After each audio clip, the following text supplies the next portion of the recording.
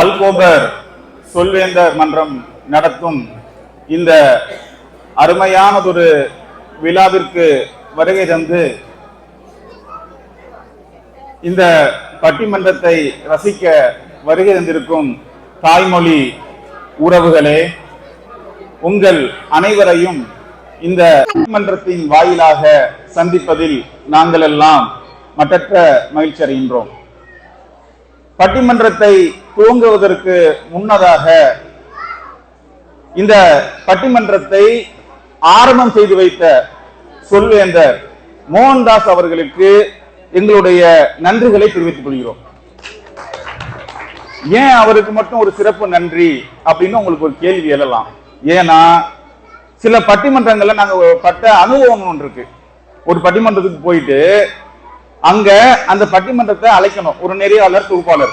ஒரு நிகழ்ச்சி சிறக்கணும் என்றால் அந்த நிகழ்ச்சியின் தொகுப்பாளரும் அல்லது நெறியாளர் அவரு குறுகிய காலத்தில் முடிக்கணும்.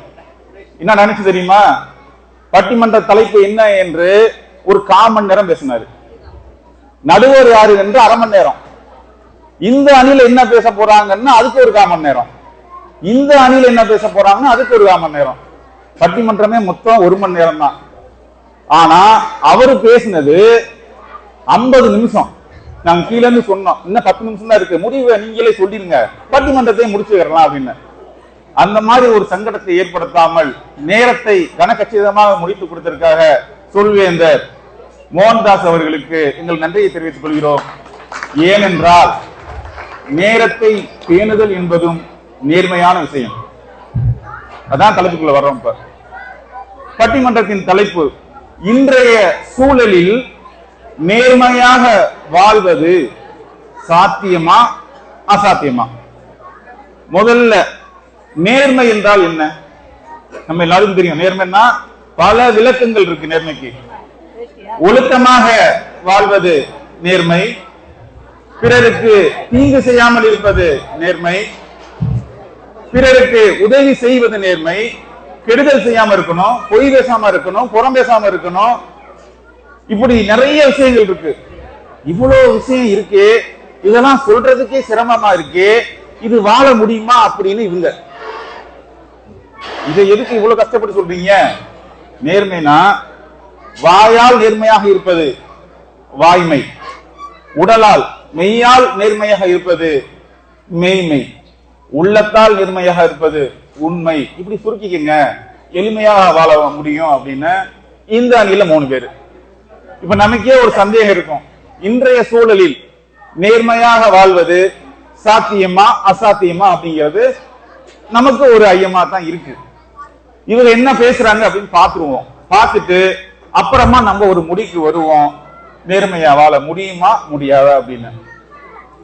இன்றைய சூழலில் நேர்மையாக வாழ்வது சாத்தியமே இல்லை அப்படின்னு பேசுவதற்காக அந்த அணியின் தலைமை பொறுப்பு ஏற்று தொகுப்புரை வழங்குவதற்காக சொல்வேந்தர் உமா வெங்கட் அவர்கள் நம்முடன் இணைந்திருக்கிறார்.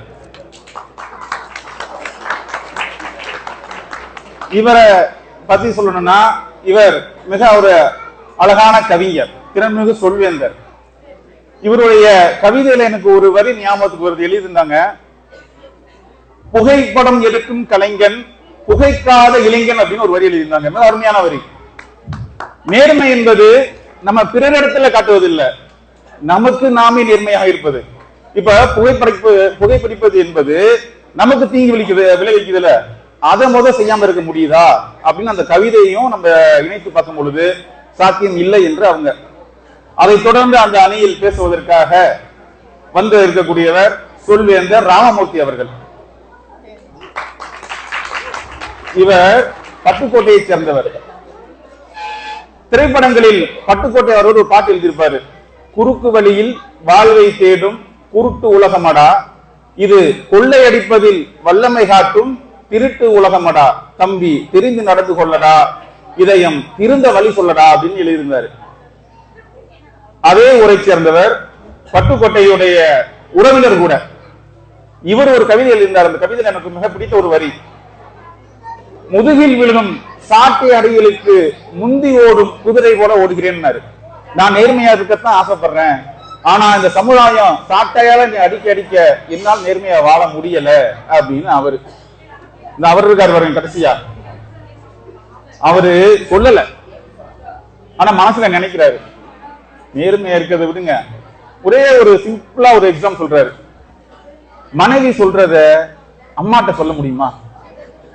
இல்ல அம்மாட்ட சொல்றத மனைவிட்ட சொல்ல முடியுமா?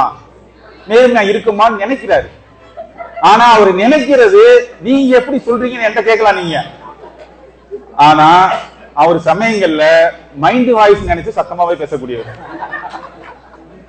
சாத்தியம் இல்ல அப்படின்னு அவங்க அது எப்படி நேர்மையா வாழ்வதே சாத்தியம் என்று பேசுவதற்காக அந்த அணியின் அணி தலைவரும் அந்த அணியின் தொகுப்புரையாளருமாக நம்மிடம் இணைந்திருப்பவர் சொல்வேந்தர் ராஜபிரபு. இவரும் மிகச்சிறந்த ஒரு கவிஞர். இவர் கவிதையிலே எனக்கு பிடித்த ஒரு வரி, யாருக்கு இல்லை பயம் பாருக்குள்ளே அப்படின்னு. எல்லா மனிதனும் பாரினில் உலகத்துல பயம் படைத்தவனா இருக்கிறான். ஒண்ணு இறைவனுக்கு, குறைந்தபட்சம் இறைவனுக்கு பயப்படுவான், இல்லான்னு மனசாட்சிக்கு பயப்படக்கூடியவனா இருக்கிறான். இப்படி பயப்படக்கூடியவன் எப்படி நேர்மையற்று வாழ முடியும்?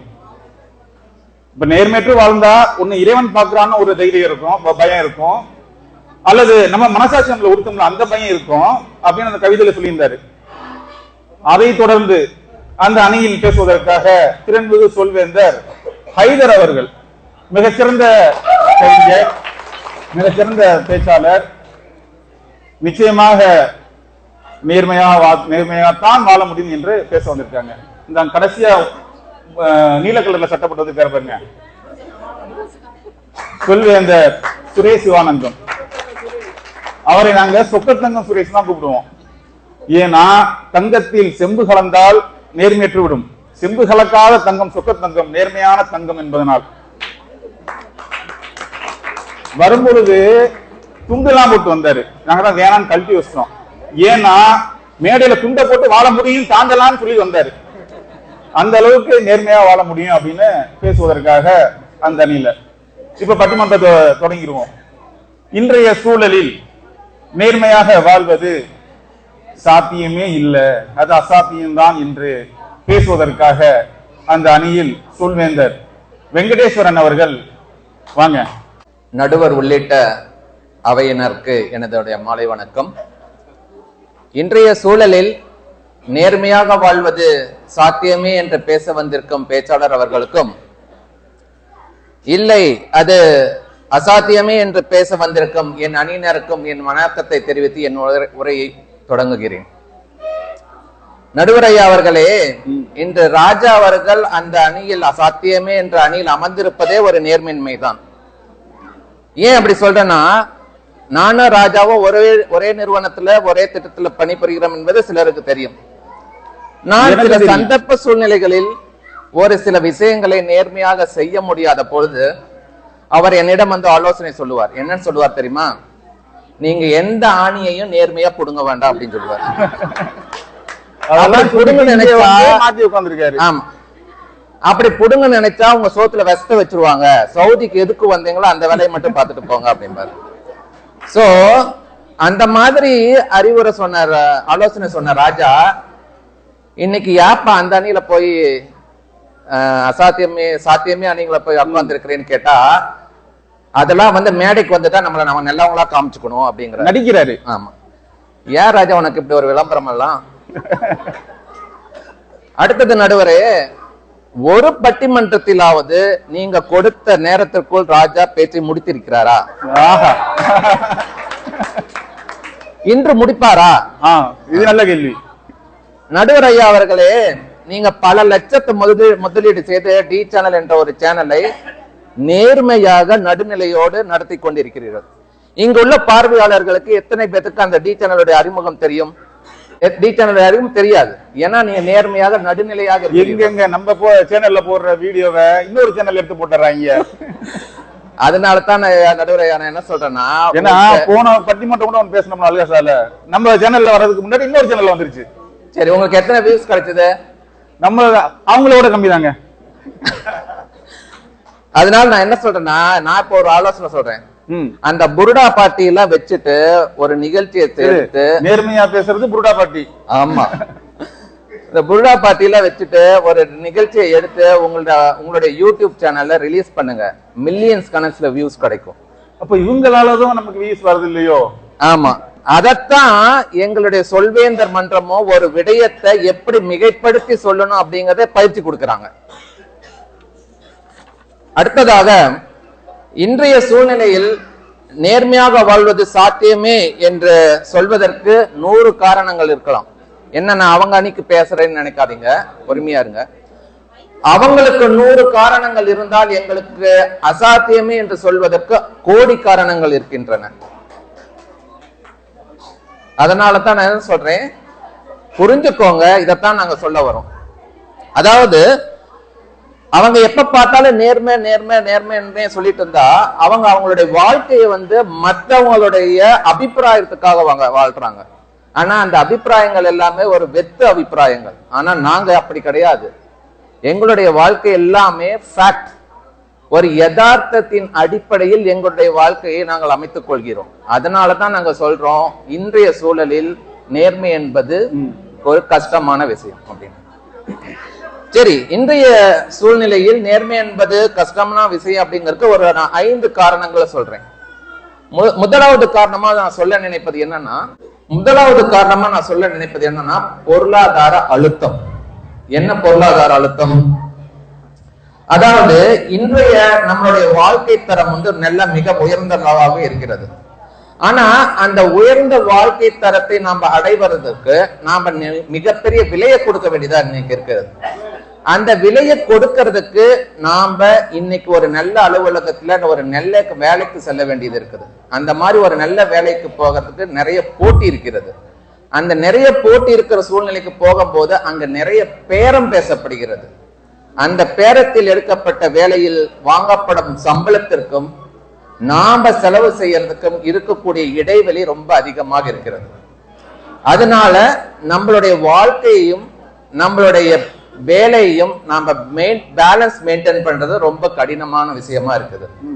அதனால என்ன நடக்குதுன்னா, ஒவ்வொருவருக்கும் ஒரு மன அழுத்தம், ஒரு மன சோர்வு, வாழ்க்கையை விட்டு ஓடும் அளவுக்கு ஒரு கஷ்டமான விஷயமாக இன்று இந்த நேர்மையை கடைபிடித்தால் இருக்கிறது. எனவே இந்த நேர்மையாக இருப்பவர்களை விரலை விட்டு எண்ணிவிடலாம். ஆனால் நேர்மையற்று வாழ்பவர்கள் கூட்டம் கூட்டமாக இருக்கிறார்கள். நடுவர் அவர்களே, நீங்கள் நேர்மையானவர்களாக இருந்தால் நீங்கள் பிழைக்க தெரியாதவர்கள் என்று இந்த சமூகம் சொல்லும். நீங்கள் நேர்மையற்றவர்களாக இருந்தால் நீங்கள் பிழைக்க தெரிந்தவர்கள் என்று இந்த சமூகம் சொல்கிறது. அடுத்ததாக, குடும்பத்திலும் நேர்மையை பார்க்க முடியாது. நீங்க சொன்ன மாதிரி நான் டெய்லி அலுவலகத்திலிருந்து வரும்போது என் அப்பா அம்மாவிடம் பேசியதை என் குடும்பத்தில் என் மனைவிடம் சொன்னால் வீட்டில் ஒரு பிரளயமே நடக்கும் இல்லையா? அதே நான் ராஜாட்ட போய் கேட்டா ராஜா என்கிட்ட ஆலோசனை சொல்ற, நீ குடும்பத்துல நேர்மையா இருக்கணும்னு நினைக்காதீங்க. நான் ரம்யா என்ன சொல்ற, ராஜாவின் மனைவி, அங்க ஒரு சொல்லு, ஆமா நீ சொல்றதாமா சரி அப்படிமே. எங்க அப்பா அம்மா என்ன சொல்றாங்களோ அங்க போய் சொல்ற, நீங்க சொல்றதுதான் சரி அப்படிமே. அதனால நீங்க குடும்பத்துல நேர்மையா இருக்கணும் என்று நினைத்தால் உங்கள் மீது அறிவிக்கப்படாத ஒரு யுத்தம் திணிக்கப்படும். அடுத்தது, அரசியலிலும் நேர்மையெல்லாம் நீங்க பார்க்க முடியாது. இப்ப அரசியல் எல்லாத்துக்குமே தெரியும், ஒரு தேர்தல்னு வரும்போது அரசியல்வாதிகள் ஒரு வாக்குக்கு பணம் கொடுப்பதும் அதுக்கு வாக்காளர்கள் அதுக்கு அந்த பணத்தை வாங்கணும். இப்போது நடைமுறையில எல்லாமே அது மக்களும் அதுக்கு தங்களை பழக்கப்படுத்தி கொண்டாங்க. இதுவே ஏன் கொடுக்கலன்னு கேக்குறாங்க. ஆமா, சோ பழக்கப்படுத்தி கொண்டதுனால கொண்டு விட்டார்கள். அதனால இது மாதிரி ஒரு தேர்தல் நடக்கும் போது என்ன நடந்துச்சுன்னா, ஒரு இடைத்தேர்தல் நடக்கும்போது ஹைதரான் அவர்கள் சர்க்கார் விஜய் மாதிரி இவர் பிளைட்ல போய் நான் ஜனநாயக கடமையாற்றன்னு சொல்லிட்டு பிளைட்ல போய் வாக்குச்சீட்டை ஒரு 20 ரூபாய் டோக்கன் கொடுத்து ஒரு 20,000 ரூபாய் ஒரு கட்சிட்டு வாங்கிட்டார். இன்னொரு கட்சிட்டு ஒரு 10,000 ரூபாய் வாங்கிட்டார். ஒரு வாக்குச்சீட்டுல அந்த மாடர்ன் பானையில ஒரு குத்தையும் அந்த தென்னை மரத்துல ஒரு குத்தையும் குத்திட்டு நான் வாக்களித்த அப்படின்னு சொல்றாரு. இவர்களுடைய நேர்மை எல்லாம் இப்படித்தான் இருக்கிறது. அடுத்ததாக,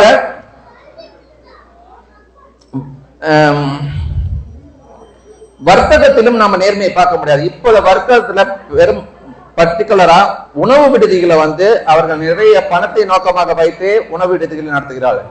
இப்பொழுது ரொம்ப ஒரு சில வாரங்களுக்கு முன்பு நீதியரசர் இருக்கக்கூடிய உங்களுடைய திண்டுக்கல்லில் ரசாயனத்தை வைத்து பாலையும் நெய்யையும் உருவாக்குகிறார்கள். இதெல்லாம் அசாத்தியமே என்று கூறுவதற்கான சான்றுகள்.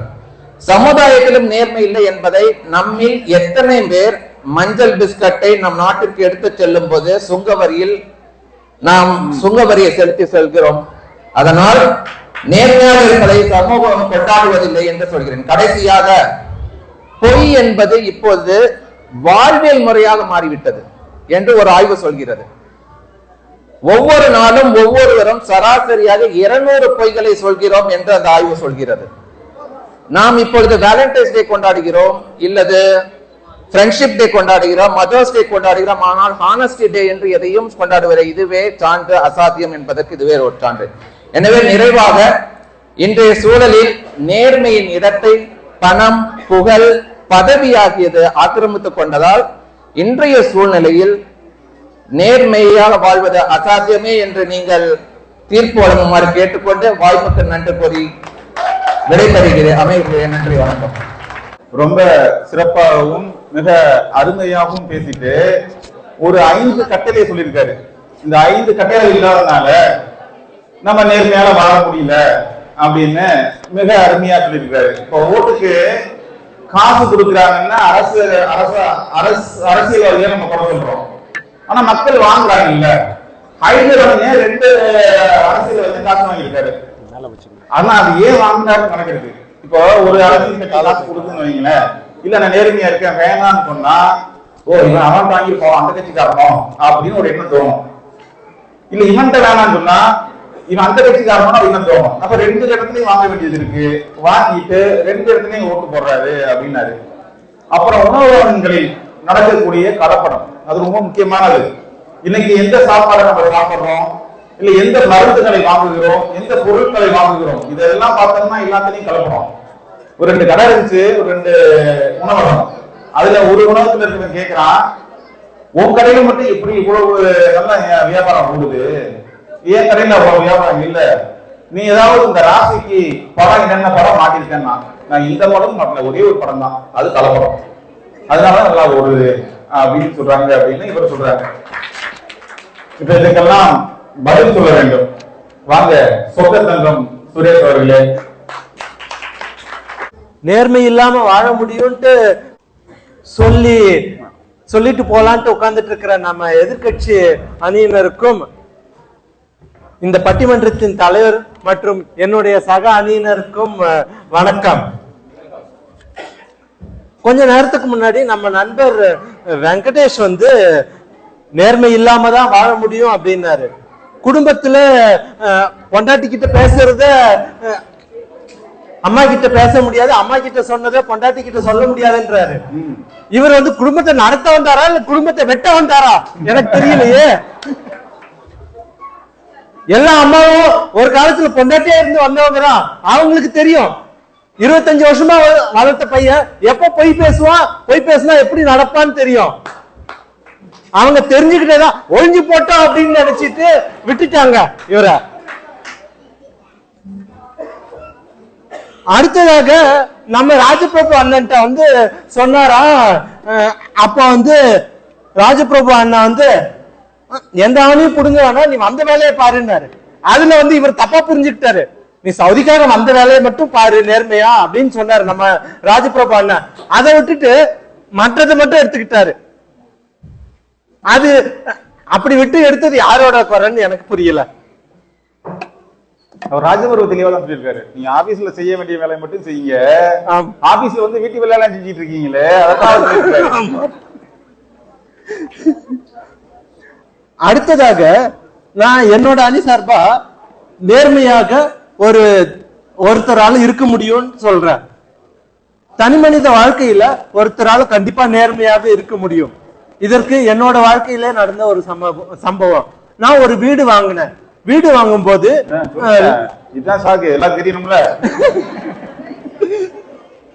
பேங்க் லோன் போட்டு வாங்கி இருந்தேன். ரெஜிஸ்டர் ஆபீஸ் போகும்போது ரெஜிஸ்ட்ரார் வந்து 2% லஞ்சம் கொடுங்க அப்படின்னு கேட்டாரு. நான் சொல்லிட்டேன் கொடுக்க முடியாதுங்க, எனக்கு எல்லா டாக்குமெண்ட்டும் கிளியரா இருக்கு, எப்படியும் நான் வந்து பத்திரம் பேங்க் லோன்ல இருக்கிறதுனால 20 வருஷம் கழிச்சு தான் வாங்குவேன், அப்ப நான் பேங்க்ல இருந்து வாங்கிக்கிறேன். உங்ககிட்ட இருந்தாலும் பேங்க்ல இருந்தாலும் அது எனக்கு 20 வருஷம் சேஃபா தான் இருக்கும்னு சொல்லிட்டு நான் போயிட்டேன். ஆனா இது வந்து ஸ்டேட் பேங்க் ஆஃப் இந்தியா லோன்ல இருந்ததுனால அவங்க வந்து லீகலா லெட்டர் அனுப்பி டாக்குமெண்ட்டை ஒரு வாரத்துக்குள்ள வாங்கிட்டாங்க. இங்க நான் வந்து நேர்மையா இருந்து காரியத்தை சாதிச்சுக்கிட்டேன். அடுத்து குடும்பத்துல நேர்மையா இல்லாம இருந்தா குடும்பத்தை ஒரு ஒரு ஒழுங்காக கொண்டு போக முடியுமா? நம்ம வெங்கடேஸ்வரன் அண்ணன் சொன்னது மாதிரி ஒவ்வொரு உறுப்பினர்கிட்டையும் ஒவ்வொரு மாதிரி பேசிட்டு இருந்தா குடும்பத்துல நம்ம பேச்ச யாராவது மதிப்பாங்களா? மதிக்க மாட்டாங்க இல்லையா? அம்மா சொன்னாலும் மண்டையாட்டிட்டு கொண்டாடி சொன்னாலும் மண்டையாட்டிட்டு இருந்தா வேலைக்காகுமா? அப்ப வந்து என்ன ஆகும்னா நம்ம பையன் வந்து நம்ம கிட்ட ஒரு மாதிரி மண்டையாட்டுவோம், நம்ம ஒய்ஃப் கிட்ட போயிட்டு வேற மாதிரி மண்டையாட்டிட்டு போயிடுவான். கடைசியில நம்மளையே மாட்டி விட்டு கூட போயிடுவான் அவன். அம்மா அப்பதான் வாங்கிட்டு சொன்னாருப்பா காசுன்னு சொல்லிட்டு வாங்கிட்டு போயிட்டே இருப்பான். அப்புறம் இதற்கு நாம எடுத்துக்காட்டாகணுமா நம்ம குடும்பத்துல? அடுத்ததாக சமூகத்துல நம்மால நேர்மையாக இருக்க முடியுமா? முடியும்ன்றது என்னுடைய நானே நேர்ல பார்த்தது. நான் வந்து இந்த சவுதியில இந்த நகரத்துல ஒரு இடத்துல வந்து ஒரு பர்ஸ் ஒண்ணு கண்டுபிடிச்சேன். அந்த பர்ஸ்ல இந்த ஊர் ஆளோட கார்டு கொஞ்சம் பணம் எல்லாம் இருந்தது. அது இந்த ஊர் மொழியில இருந்ததுனால என்னால படிக்க முடியல. அதை நான் பார்த்துட்டு இந்த ஊர் போலீஸ் ஸ்டேஷன்ல எடுத்துட்டு போய் கொடுத்தேன். கொடுக்கும்போது அங்க இருந்த கமாண்டர் வந்து அதை வாங்கி வச்சுக்கிட்டு என்னோட கான்டாக்ட் நம்பரை வாங்கி வச்சுக்கிட்டு அனுப்பிட்டாரு. ஒரு மணி நேரம் கழிச்சு ஒரு ராணுவ கலோனல் எனக்கு போன் பண்ணி அது என்னோட பர்ஸ் தான், சேஃபா கிடைச்சது, ரொம்ப நன்றி, நம்ம காஃபிக்கு மீட் பண்ணுவோம் அப்படின்னு சொன்னாரு. நாங்க மீட் பண்ணி பேசினோம். அப்ப அவர் சொன்னாரு, நீ பண்ணின இந்த இது நல்லா இருக்கு, இதே மாதிரி நானும் வந்து அடுத்தவங்களுக்கு உதவி பண்ணுவேன் அப்படின்னு சொன்னாரு. இதுதான் வந்து மேலை நாட்டுல எல்லாம் சில இடத்துல பேயிங் ஃபார்வர்ட் அப்படின்னு சொல்லுவாங்க. அதாவது நமக்கு நடந்த ஒரு நல்லத அடுத்தவங்களுக்கு நாம அப்படியே சமூகத்தில் பரப்புவது, அந்த மாதிரி. அடுத்ததாக நம்ம அண்ணன் சொன்னாரு யதார்த்தமாக வாழறதுக்காக ஊரோட ஒத்து வாழ்கிறேன்ட்டு. ஊர்ல எத்தனையோ பேர் இருக்கிறாங்க, நல்லவங்களும் இருக்காங்க, தப்பு செய்யறவங்களும் இருக்காங்க. நீங்க ஏன் தப்பு செய்யறவங்கள பார்த்து வாழுறீங்க? நல்லவங்களை பார்த்து வாழுங்க. அடுத்ததாக நம்ம எப்படி இருக்கிறோன்றத பொறுத்துதான் நம்மளோட வருங்கால சந்ததி இருக்கும். இப்ப நாம நேர்மையா நடந்துக்கிட்டாதான் நம்மளுடைய வருங்கால சந்ததி நேர்மையாக இருக்கும். இப்ப நீங்க வந்து லஞ்சம் வாங்கிட்டு இருந்தீங்க, இல்ல நீங்க ஒரு தப்பு செஞ்சுட்டு இருந்தீங்கன்னா உங்க பசங்க வந்து அதை பார்த்துட்டு உங்களை மதிப்பாங்களா? சொல்லுங்க. இதனால நாம நேர்மையா இருந்தால் இருக்க முடியும். அப்படி இருந்தால் அதன் மூலமாக நம்மால் சமூகத்திலும் ஒரு மாற்றத்தை ஏற்படுத்த முடியும் அப்படின்றத சொல்லிக்கிறார். நன்றி. நன்றி. இவருக்கு இதுதான் பட்டிமன்றத்தின் முதல் பேச்சு. முதல் பேச்சு மிக அருமையாக பேசியிருந்தார். அதுதான் இந்த அல்கோபர் சொல்வேந்தருடைய மன்றத்தினுடைய பெருமை என்பதை இந்த நேரத்தில் நம்ம தெரியப்படுத்திக்கிட்டோம். ஏன்னா முதல் பேச்சே வந்து மிக சிறப்பாக பேசியிருந்தார். நேர்மையாக வாழ்வது முடியும் அப்படிங்கிறதுக்கு நீ எங்கேயும் தேவையான அவரே நானே உதாரணம், நீங்களே உதாரணம் என்று நம்மையே சொல்றாரு. நாம நேர்மையா வாழ்ந்தால்தான் நம்மளுடைய அடுத்த சந்ததிகள், நம்மளுடைய பிள்ளைகள் நேர்மையாக வாழும் அப்படின்னு ஒரு நல்ல கருத்தையும் இங்கே முன்வைத்திருக்கிறார். ஆனா என்னன்னா கொஞ்சம் நீங்கள் அமைதியா இருக்குங்க, எல்லாம் களைப்போட இருப்பீங்க. காலையில இருந்து வந்தாச்சு, எல்லாம் ஒரு களைப்பு இருக்கும், குழந்தைகளோட சத்தங்கள்லாம் இருக்கும். கொஞ்சம் அமைதியா கேட்டா தான் வண்டி ஓடும். இல்லைன்னா நாங்க திருப்பி 2 தடவை அந்த பாயிண்ட்ல சொன்னோம்னா நேரம் கூடிடும். அதை கவனத்துல வச்சுக்கோங்க. கொஞ்சம் நல்லா கவனிச்சீங்கன்னா நாங்க எவ்வளவு சீக்கிரம் முடிக்க முடியுமோ அவ்வளவு சீக்கிரம் முடிச்சிடலாம். இப்ப அவர் பேசினதற்கெல்லாம் பதிலும் சொல்லணும். நேர்மையாக வாழ்வது சாத்தியம் இல்லை என்றும் சொல்லணும். வாங்க சொல்வேந்த ராமமூர்த்தி அவர்களே. தேனின்ப தமிழ் மொழியில் சொந்தக்காரர்களாக இங்கே குடியிருக்கும் அனைவருக்கும் என் இனிய மாலை வணக்கங்கள். அல்கோபார் தமிழ் சொல்வேந்தர்கள் மன்றத்தின் பட்டிமன்றங்களின் நிரந்தர நடுவர்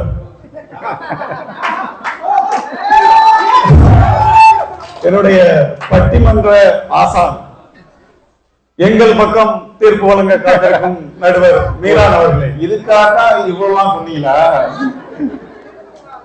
உள்ளதை உள்ளபடி உள்ளத்தால் உணர்ந்தபடி பேச வந்திருக்கும் எனது அணியினரை, வெறும் வாய்தாள வித்தை காட்டி இன்று மட்டும் நல்லவர்களாக நடிக்க வந்திருக்கும் எதிரணியின் மகா நடிகர்களே, உங்கள் அனைவருக்கும் இனிய மாலை வணக்கங்கள். ஐயா, ஃபுல் மீல்ஸ்ல பூசணிக்காயை மறைக்கிறவங்கள பார்த்திருக்கிறோம், டிஃபன் பாக்ஸ்ல திமிங்கலத்தை மறைக்கிறவங்கள பார்த்திருக்கீங்களா? அந்த 3 பேர் உட்கார்ந்திருக்காங்க பாருங்க. செய்ததெல்லாம் தினம் திருமுள்ளு பிராகு, ஆனா இங்க வந்து நாங்க நல்லவங்க அப்படின்னு பேச வந்திருக்காங்க. வீட்டுல இருந்தே வருது. இதுல சுரேஷ் வந்தாரு. இது ஐ விட்னஸோட வந்திருக்கீங்க உங்களுக்கு. நீங்க சுரேஷ் வந்துட்டு பத்திரத்துக்கு பதிவு பண்ணப்ப லஞ்சம் கொடுக்கல வீட்டை அப்படின்னு. அது ஸ்டேட் பேங்க் ஆஃப் இந்தியா வாங்கிடுவான்னு அவருக்கு தெரியும், லஞ்சம் கொடுக்கல. அதே ஒரு கேஷ் பேமெண்ட் கொடுத்து வாங்கியிருந்தாருன்னா 1000 2000 தரேன்னு சொல்லிட்டு உடனே வாங்கிப்பாரு. இதுதானங்க உண்மை. அதை மறைச்சிட்டு ஏதோ நல்லவனா இருக்குன்னு சொல்லி தத்துவம் பேசிட்டு இருக்கீங்க சுரேஷ். அது மட்டும் இல்ல, அந்த இடம் வாங்கினாரு, அந்த இடத்தோட விலை 2 கோடி ரூபாய். அத 50 லட்சம்னு குறைச்சு கணக்கு காட்டி டாக்ஸ் கட்டாம கவர்மெண்ட் ஏமாத்திட்டு இங்க வந்துட்டு சொல்லி கதை விட்டுட்டு இருக்காரு. ஈசிஆர் ரோட்ல 20 லட்சம் ரூபாய்க்கு வீடு கிடைக்குமாயா? நம்ம எல்லாம் ஈஸியா வாங்க முடியுமா? அடுத்து பர்ச பார்த்தாரா, எங்கேயோ கிடந்துச்சா, எடுத்தாரா, போலீஸ் ஸ்டேஷன்ல கொடுத்துட்டாரா? என்ன நடந்துச்சு அன்னைக்கு? பர்ஸை எடுத்தாரு, சுத்தி முத்தியும் பார்த்தாரு, எதற்கு சிசிடிவி கேமரா இருக்கு. அப்புறம் பர்ஸை தொட்டு பார்த்தா ஐடி கார்டு தான் மேஜர் மிலிட்டரியில வச்சு செஞ்சுவாங்க அப்படின்னு சொல்லி கொண்டு போய் பர்ஸை கொடுத்துட்டு, அதாவது எல்லாத்தையும் பார்த்துட்டு தலைமையில இருக்க கொண்டையும் பார்த்துட்டாரு. கொண்டா கொடுத்துட்டு வந்துட்டாரு.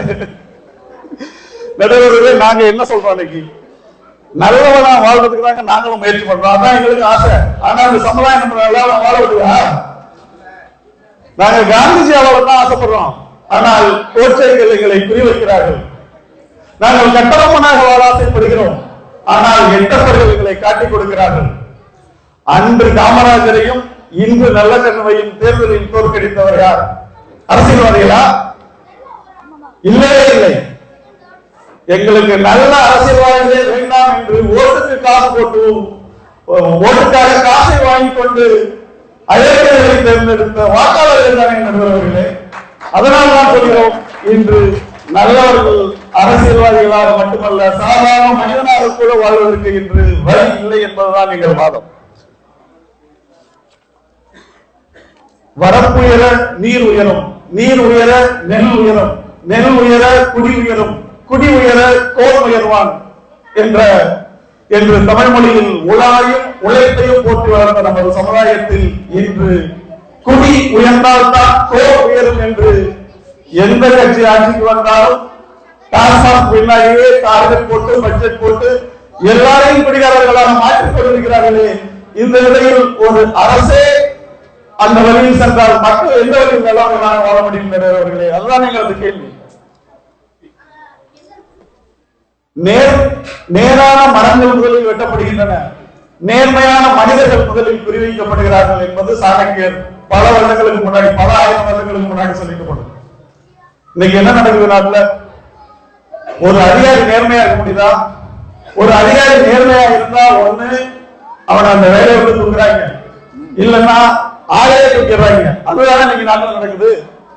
நல்லவனா இருந்தா மொத்தத்துல 4 பேர் மதிப்பான், 40 பேர் தூக்கி போட்டு மதிப்பான். இதுதான் நடக்குது உலகத்துல. உண்மையாக உழைத்தேன், ஊதியம் கிடைக்கவில்லை, உழைப்பதை போல் நடித்தேன், விருதே கிடைத்தது என்று ஒரு கவிஞன் கவிதையில் இருக்கிறார் என்றால் இன்று நாட்டு நிலவரம் இதுதான். இதுதான் உண்மை. இங்க போட்டோ கொடுக்கறத ஃபுல் டைம் ஒர்க்காகவும், பத்த வைக்கிறத பார்ட் டைம் ஒர்க்காகவும், கொளுத்தி போறதே குவாலிபிகேஷனா வச்சுட்டு தெரியுறாங்க. இவங்களுக்கு இடையில நாமக்கட்டிய நல்லவனா இருக்கிறது. நாங்கெல்லாம் நல்லவனா வாழத்தான் ஆசைப்படுறோம். ஆனா சமுதாயம் எங்களுக்கு நல்லவனா வாழ விடுதா? ஆணி நேரா இருந்தா சுத்தி பிடிக்கிறது இல்ல, நம்ம நேர்மையா இருந்தா நம்மளை சுத்தி இருக்கிற யாரும் பிடிக்கிறது இல்ல. இதுதான் நீங்க நிலவரம். நடுவர் அவர்களே, இன்னைக்கு நீதி எங்கிட்டா தான் நீதி கிடைக்குது, கமிஷன் கொடுத்தா தான் கான்ட்ராக்ட் கிடைக்குது, துட்டு கொடுத்தா தான் ஓட்டு கிடைக்குது, டொனேஷன் கொடுத்தா தான் எஜுகேஷன் கிடைக்குது. இங்க சிஸ்டமே சரியில்லைங்க. அதுல நான் மட்டும் எப்படிங்க நல்லா இருக்கிறது? இன்னைக்கு எதிரணியை பார்த்து ஒரு 2 கேள்வியை மட்டும் வைக்கிறேன். காலையில ஆபீஸ்க்கு போறீங்க, 80 கிலோமீட்டர் வேகத்துல போறதுக்கு அவசரத்துல 100 கிலோமீட்டர்ல போறீங்க. இதுல கேமரா இருக்கு, ஸ்பீட் கேமரா. ஐயோ நாங்க நல்லவங்க, வேகமா போய் ஃபைன் கட்டிக்கிறோம்னு யாரும் போவீங்களா? 3 பேரும் ஸ்பீட் கேமராவுக்கு முன்னாடி பிரேக் போட்டு ஸ்லோ பண்ணி கேமரால இருந்து எஸ்கேப் ஆயிட்டு தானங்க ஆபீஸ்க்கு போறீங்க. இதானங்க உண்மை. அதை நேரா பேசுங்க. 2வது கேள்வி, ஊர்ல இருந்து யாரோ ஒருத்தன் பணம் கேட்டு, சொந்தக்காரன் நண்பன் யாரோ ஒருத்தன் கேட்கிறான், என்ன சொல்றீங்க? பணம் கேட்ட உடனே முதல்ல சொல்றது நம்ம மதிப்பாட்ட சொல்லிடுறது. ஐயோ அதை ஏன்பா கேட்கிற, எனக்கு இஎம்ஐ கட்டுறதுக்கு எனக்கு வர சம்பளம் பத்த மாட்டேங்குது, இதுல நீ வேற அப்படின்னு. அவரை மிஞ்சி கொடுத்தாரு சொன்னீங்க, 2 மாசம் திருப்பி கொடுத்துரு. ஏன் நீங்க எல்லாம் நல்லா இருக்கா சார்? ஈசல் இசைப்பட வாழ்ந்தது 60 ஊதியர்களை உயிர்ப்பின்னு வருவா சொன்ன மாதிரி சம்பாதிச்ச மத்த எல்லாம் எல்லாருக்கும் தாய் வந்துட்டு நல்லவன வாழுங்க. நடுவர் அவர்களே, கவிஞர் அப்துல் கலாம் அவர்கள், கவிஞர் அப்துல் ரஹ்மான் அவர்கள் ஒரு அருமையான கவிதையை குறிப்பிடுகிறார். அவர்களை சிறையில் சந்தித்தேன், என்ன குற்றம் செய்தீர்கள் என்று கேட்டேன். ஒவ்வொருவராக சொன்னார்கள். எங்கள் வீட்டில் திருடன் ஒருவர் திருடிக் கொண்டு ஓடினான், திருடன் திருடன் என்று கத்தினேன், பொது அமைதிக்கு பணம் விளைவித்ததாக கைது செய்து விட்டார்கள். என் வருமானத்தை கேட்டார்கள், நான் வேலையில்லா பட்டதாரி என்றேன். வருமானத்தை குறைத்து சொன்னதாக வழக்கு போட்டு விட்டார்கள். நான் கரிமூட்டை தூக்கும் கூலி, எனக்கு கிடைத்த கூலி பணத்தில் கறி ஒட்டி கொண்டிருந்தது, கருப்பு பணம் வைத்திருந்ததாக கைது செய்து விட்டார்கள். அதிகாரி லஞ்சம் வாங்கினார், தடுத்தேன். அரசு பணியாளரை கடமை செய்ய விடாமல் தடுத்ததாக கைது செய்து விட்டார்கள். நான் ஒரு எழுத்தாளர், ஊழல்வாதிகளை நாடு கடத்த வேண்டும் என்று எழுதினேன், கடத்தல்காரன் என்று கைது செய்து விட்டார்கள் என்று எழுதினார் என்றால் இதுதான் இன்றைய யதார்த்தம். நான் நல்லவனாக வாழ ஆசைப்பட்டாலும் இந்த சமுதாயம் என்னை நல்லவனாக வாழ விடுவதில்லை. அதனால் இன்றைய சூழலில் நல்லவனாக வாழ்வதற்கு வாய்ப்பு இல்லை என்று கூறி என் உரையை நிறைவு செய்கிறேன். நன்றி, வணக்கம். ரொம்ப சிறப்பாக பேசியிருந்தாரு. அதாவது அவரு நல்லவனா வாழ்றதை நாங்க ஆசைப்படுறோம். ஆனா இங்கு அரசாங்கமும் சரியில்லை, அரசியலும் சரியில்லை, அரசியல்வாதமும் சரியில்லை. நான் மட்டும் இப்படியே நல்லவனா வாழ முடியும்? எங்க போனா லஞ்சம் கேட்கிறாங்கல்ல, லஞ்சம் வாங்குறதே நல்லவன் ஆக்கிட்டாங்க இப்போ. அதாவது ஒரு காலத்துல ஒரு அரசாங்க அலுவலகத்தில் லஞ்சம் கேட்டா நம்ம என்ன சொல்லுவோம்? காசு கேட்டா லஞ்சம் வாங்குறான்னு சொல்லுவோம். இப்ப என்ன சொல்றோம்? காசு கொடுத்தா அந்த வேலையை சரியா முடிச்சிருவாரியா, நல்ல ஆளியா. இப்ப லஞ்சம் வாங்குறது நல்லதா இருக்கணும்ல, அத சொல்றாரு. அடுத்து சொல்றாங்க, ஒரு கவிதையில ஒரு வரி சொன்னார் பாருங்க, நிதி கொடுத்தால் நீதி கிடைக்கிறதுன்றாரு. அது ஒரு புது கவி, அழகா இருக்குதான். நிதி குறி, நீதி நெடி, நிதியை நீட்டினால் நீதி ஆகிறது. இதுதான் நீட்டல் விவாதமோ? மிக அருமையான ஒரு கவிஞரை எழுதியிருந்தார். இந்த சூழ்நிலை நாம பேசிக்கலாம் வாழ்றது, அப்படி வாழ்ந்தா கேனையும் கிரிக்கேன்றாங்க என்னைய அப்படின்னு அவர் சொல்றாரு. இப்ப அதுக்கு பதில் சொல்லணும், வாங்க சொல்லுங்க ஹைதர்.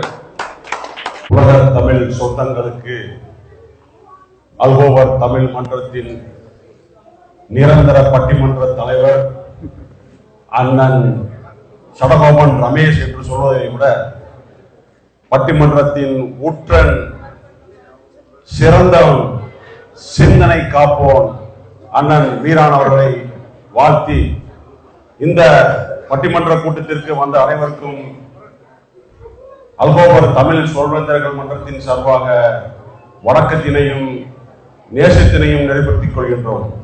நான் நேர்மை பேசிட்டு வந்துட்டு அண்ணன் சொல்றாரு பாருங்க, இது எதுல நேர்மையில செய்யணும்னு தெரியல. இது நேர்மை என்பது நீங்கள் குணத்திற்கு சான்று என்பதற்காக ஐயா, நட்ட கல்லும் பேசுமோ நாதன் உள் இருக்கையில். இந்த நாதன் உள் இருக்க வேண்டும். இவர்களெல்லாம் சுட்ட சட்டி கரிச்சுவைக்கு உதவாதவர்கள். எரி பாலின் நெய் தெரியுமா இவர்களுக்கு? இனிப்பழத்தின் மது தெரியுமா இவர்களுக்கு? எள்ளின் கண் உறங்கும் எண்ணெய் தெரியுமா இவர்களுக்கு? எங்கும் உளன் நேர்மை இறைவன் தெரியுமா இவர்களுக்கு? இறைவனுக்கு பயப்பட்டால் இப்படித்தான் நான் வாழ்வேன் என்று பாருங்கள். அவர்களை எப்படி இருக்கின்றார்கள் பார்த்தீர்களா?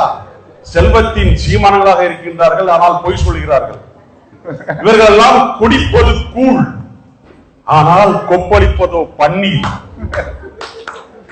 சிவன் சொன்னான், உள்ளம் பெருங்கோயில், ஊன் உடம்பு ஆலயம். இதுதான் தாரக மந்திரம். இந்த உள்ளம்தான் பெருங்கோயில், ஊன் உடம்பு நம்முடைய ஆலயம். இதை நாம் பாகுபடுத்தி பார்த்துக் கொண்டால் தெல்ல தெளிந்தோர்க்கு சீவன் சிவலிங்கம். அனைத்துமே நமக்கு சிவலிங்கம் தான்.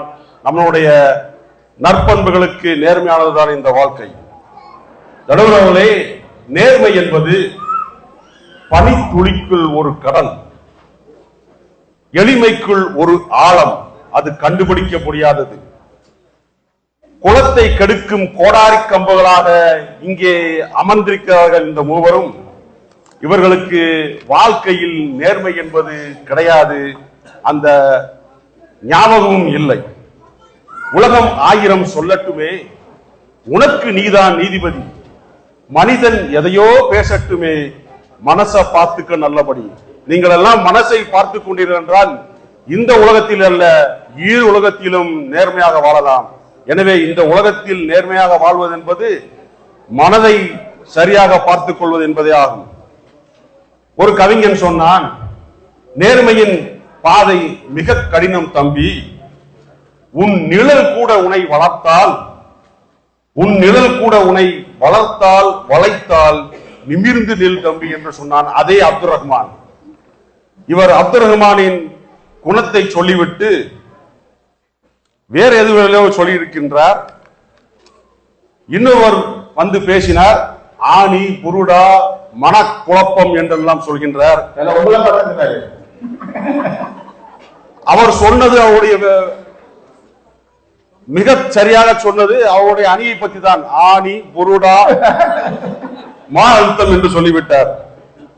நம்முடைய 420 ராமமூர்த்தி அவர்கள் வந்தார்கள். காமராஜரையும் காந்தியும் இன்னும் நாம் ஏன் நினைக்கிறோம் என்றாவது ராமமூர்த்தியை நினைத்து பார்த்திருக்கின்றோமா? காமராஜரும் காந்தியும் நேர்மையானவர்கள். இன்னும் ஹரிச்சந்திரனை ஏன் நேர்மையானவன் உண்மையானவன் என்று சொல்லி தீர்கின்றோம்? அவன் உண்மையானவன். ராமமூர்த்தி உண்மையானவர் அல்ல, வெங்கடேசன் உண்மையானவர் அல்ல. பொய் சொல்லி அலைகிறார்கள், உலகத்தை புரட்டி கொண்டு அலைகிறார்கள். ஆளும் சிஸ்டத்தின் உலகத்தின் அச்சாணிதான் நேர்மை. இதை புரிந்து கொள்ள வேண்டும். கிரேக்க பழமொழி ஒன்று, நீ கொடுத்த மரியாதையும் நீ செய்த தானமும் நீ செய்த துரோகமும் கண்டிப்பாக ஒரு நாள் உன்னை தேடி வந்து நீ செய்ததை விட மிக சிறப்பாக செய்துவிட்டே போகும். எனவே பயந்து கொள்ளுங்கள். இனியும் நீங்கள் ஏமாற்றினீர்கள் என்றால் உங்களை அது சரியாக செய்து கொண்டுத்தான் போகும். ஆட்டங்கரையின் மரமும் அரசு அறிய வீட்டிருந்த வாழ்வும் வீழும் என்றுதான் நற்பண்பில் சொல்லி வைத்திருக்கின்றார்கள். குறுந்தொகையில் இன்னும் சொன்னார்கள், நான் உடைமை நாண வேண்டும். ஐயோ, இது தீமை அல்லவா, இது தீங்கு அல்லவா, இன்னொருவருக்கு தீங்கு அளிக்க கூடாது அல்லவா என்று நாண வேண்டும். நான் உடைமை நல்லவர்க்கு ஆக்கம், நானாமை எல்லாருக்கும் ஒன்று. இந்த வேளையில் மக்களே, பிறந்த ஊருக்கு புகழச்சேரு, வாழ்ந்த நாட்டுக்கு பெருமை தேரு. 4 பேருக்கு நன்மை செய்தால் உன்னை கொண்டாடுவார், பண்பாடுவார். இதை விட்டு விட்டு கெட்டறிந்து அழியாதீர்கள். மீண்டும் சொல்கின்றோம், அங்கம் புழுதி பெற அறிவாளில் நெய் பூசி பங்கம் பரவிரண்டு கால் பரப்பி சங்கதனை கீர் கீர் என அறுக்கும் ராமமூர்த்தியும் அவருடைய அணியினே சங்கருத்து வாழ்வோம், ஆனால் உன்போல் இரவுண்டு வாழ்வதில்லை நாம் என்ற சிவவாக்கியத்தின் அடிப்படையை கூறி புறம் தூய்மை நீரான் அமையும், ஆனால் அகந்தூய்மை வாய்மையால் காணப்படும் என்ற வல்வழியின் வாக்கிற்கேற்ப அருட்கண் இல்லாதோருக்கு அரும்பொருள் முன் தோன்றா, அருட்கண் இல்லாதோருக்கு அரும்பொருள் முன் தோன்றா, கோத்தை மறுபடியும் கெடுக்கும் கோடாரி காம்புகளே இன்றாவது நேர்மையாக வாழ பாகிக் கொள்ளுங்கள் என்று கூறி வாய்ப்பளித்த அனைவருக்கும் நன்றி கூறி பாராட்டுகின்றேன். நன்றி, வணக்கம். நேர்மையாக வாழ்வதற்கு இலக்கியங்களில் இருந்தும் இன்று உள்ள திரைப்பட பாடல்கள் வரை பல உதாரணங்களை சொன்னது மட்டும் இல்லாம நீங்க நேர்மையா வாழப்பா அப்படின்னு இவங்களுக்கும் ஒரு அறிவுரையும் சொல்லியிருக்கிறாரு. அதெல்லாம் ஈஸி தான். முதல்ல நீங்க வாழ கத்துக்கு நேர்மையா நீங்க வாழ்ந்தாலே அது தானாக நேர்மையாக எல்லாரும் வாழ ஆரம்பிச்சிருவாங்க. தன்னை நீங்கள் உங்களை நீங்கள் திருத்திக் கொள்ளுங்கள் அப்படின்ற மிக அருமையான கருத்துக்களை வைத்திருக்கிறார். அதற்கு பதில் சொல்லணும். வாங்க, திறன்மிகு சொல்வேந்தர் உமாரங்க அவர்கள். அமுதே தமிழே, அழகிய மொழியே எனதுயிரே, இந்த மொழியினை கேட்கும் ஆர்வத்தோடு பொங்கல் திருநாளின் பட்டிமன்றத்திற்கு கூடியிருக்கும் அனைத்து தமிழ் நல்லுள்ளங்களுக்கும் முதற்கண் எனது நன்றியை கூறி, நடுவர் உள்ளிட்ட சபையோ குறிப்பா அந்த 3 பேர் அங்க உட்காந்துருக்காங்க பார்த்தீங்களா, சத்தியம், தர்மம், நேர்மை, அதுக்கு நாங்க 3 பேர் தான் அப்படின்னு சொல்லிட்டு தெரியுறாங்க பார்த்தீங்களா. உருட்டிக்கிட்டு இருக்கிறாங்க.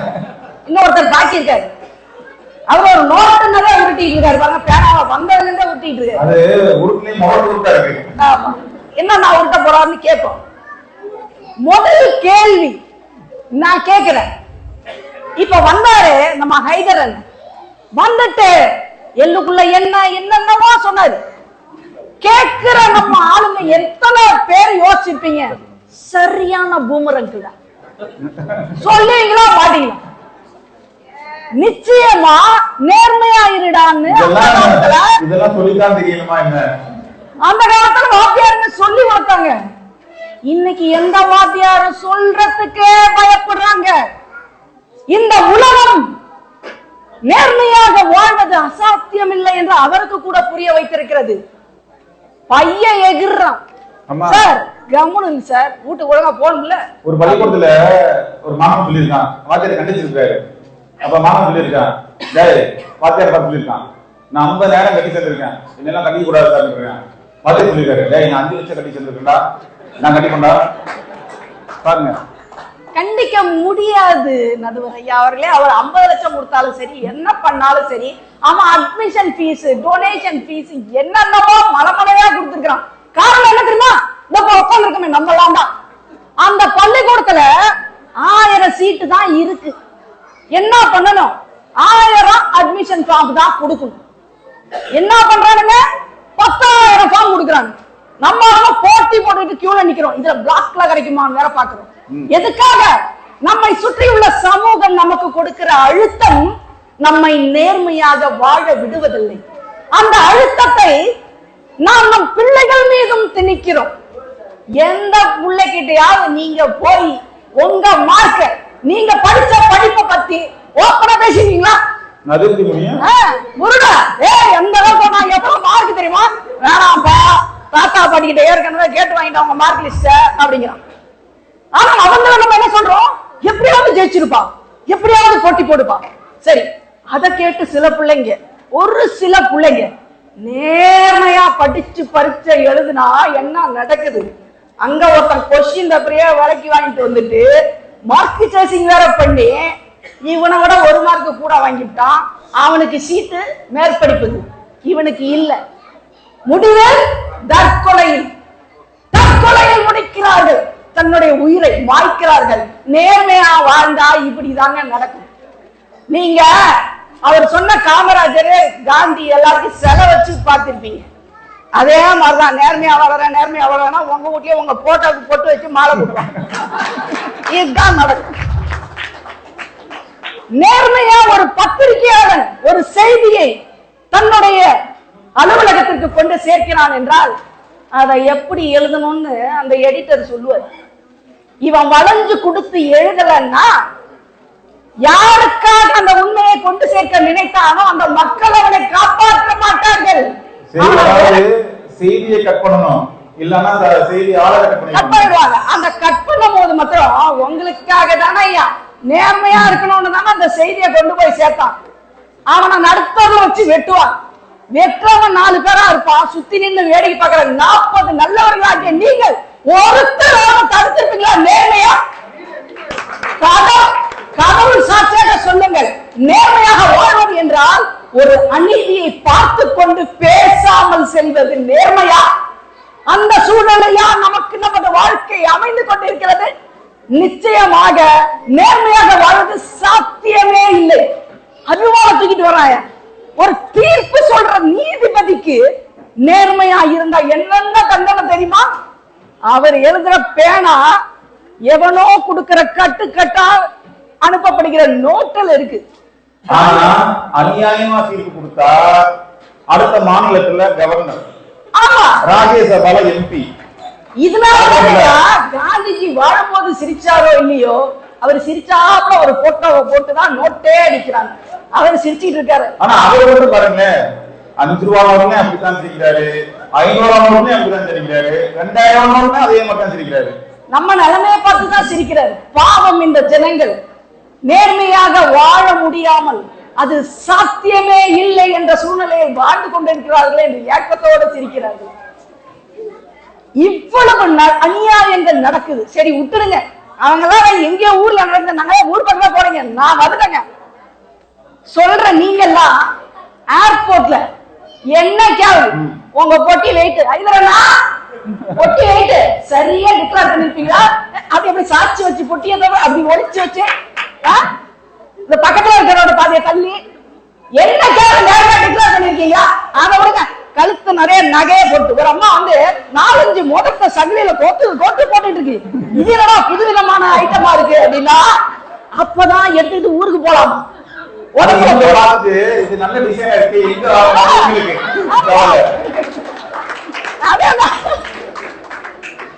இப்படிதான் போறாங்க. இல்ல சாதாரண சுத்தி திருவாரூர் ஒருத்தர் டி ஷர்ட்ல அன்னைக்கு ஏர்போர்ட்ல பாக்குற நல்ல கோட்டெல்லாம் மாட்டிட்டு இருக்காரு. என்னங்க அப்படின்னா அவனுக்கு தெரியாத மேடம், அவன் 7 கிலோ தான் விடுவான், என் கோட்டுக்குள்ளேயே 4 கிலோ இருக்கு. இதுக்கே 2 எக்ஸ்ட்ரா பாக்கெட் வச்சு தச்சுருக்கேன் அந்த கோட்லாங்கிறது. இப்படிதானே வாழ்ந்துட்டு இருக்கோம். ஏன் நேர்மையை நம்மளால டிக்ளேர் பண்ண முடியல? அதுக்கான சாத்தியம் இந்த வாழ்க்கையில் இல்லவே இல்லையா? இல்ல நம்ம எப்படியாவது காசு சேர்த்த மாட்டோமா? எப்படியாவது ஜெயிச்சிட மாட்டோமா? இந்த எப்படியாவது ஜெயிக்கிறவங்க நான் கேட்கிறேன். இந்த எதிரணியில இருக்கிறாரு சுரேஷ், அவரு கம்பெனியில வேலை செய்யறாரு, அவரு ஒரு ப்ராடக்ட ப்ரமோட் பண்றாரு, அதுதான் நல்லது அப்படின்னு ஊரு பூரா அவர் சொல்லியிருப்பாரு. இந்த ப்ராடக்ட வாங்கிங்க, இதான் சிறந்தது பாரு. திடீர்னு அவரோட காம்படிட்டர் கம்பெனில இருந்து வந்து உனக்கு உன் கம்பெனில இருக்கிற டபுள் மடங்கு இன்கிரிமெண்ட் எல்லாம் தரேன்னா போக மாட்டேன், என் கம்பெனி தான் எனக்கு வாழ்க்கை, என் கம்பெனி தான் எனக்கு நேர்மை அப்படின்னு சொல்லி இருப்பாரா? தப்புன்னு மாதிரி நம்ம ராஜபிரபு பாத்துட்டு இருக்காரு. எந்த கம்பெனில அவங்க இடத்துல கூட வைப்பாங்க. காம்பனியோட கம்பெனிக்கு போய் என்ன பண்ணுவாரு தெரியுமா? இங்க சொன்னதோட அதிகமா டைலாக் சொல்றாரு. ஆனா இதெல்லாம் ரொம்ப வசதி. இன்னைக்கு வியாபாரிகள் மார்க்கெட்டிங் என்ற பெயரில் பேஸ்புக்ல ஒவ்வொருத்தையும் நீங்க தொடும் போது ஒவ்வொரு விளம்பரம் வருகிறது. எவ்வளவு பொய் புரட்டை, எவ்வளவு ஏமாற்று, இதையெல்லாம் பார்த்துக்கிட்டு ஏமாறவங்க உண்டா? நம்ம சுரேஷ் சொன்னாரு, ஸ்டேட் பேங்க்ல லோன் வாங்கி கொடுவாங்க. ஒரு ஊர்லங்க ஸ்டேட் பேங்க்ல எம்ப்ளாயிகளாம் வச்சு நிறைய அக்கௌண்ட் எல்லாம் ஓபன் பண்ணி திடீர்னு வராங்க. அட ஸ்டேட் பேங்க்ல இந்த ஊர்ல நாங்க எந்த பிரான்ச்சும் வைக்கலையே, புதுசா ஸ்டேட் பேங்க் வந்ததுங்க. அந்த அளவுக்கு இருக்கிறது. அதாவது இவரு லோன் வாங்கினா 2 கோடி வாங்கினாரு, இவரு கரெக்டாக விடுவாங்களா பேங்க்? ஆனா 8000 தர்றாங்க.